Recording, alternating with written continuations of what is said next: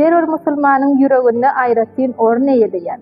Orabaýy, agyz beklemegin, päklenmeň we haýyr sahawadyň döwri ýetip geldi. 2026-njy ýylda Orabaýy 18 fevralda başlaýar we 20 martda bayram namazy okular. Biz hem Atawatan Türkmenistan Halkara jurnalynyň web saýtyna Orabaýyna Aşgabat, Arkadaş şäherleri, Ahal, Mari, Lewap, Daşoğuz, Balkan vilayetlari boýunça agyz beklenýän we açylýan wagtlarynyň maglumatlaryny ýerleşdirdik. Siz hem öz şäheriňiziň we vilayetlaryňyzyň Orabaýyna agyz beklenýän we açylýan wagtlaryny saýtymyzdan görüp bilersiňiz.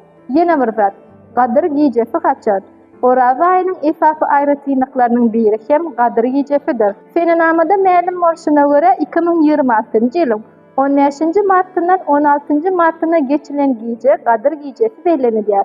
Oraba bayramy bolsa 2026-njy ýylyň 20 martyna Türkmenistanda ähli halk dawarasy hökmünde bellenilýär.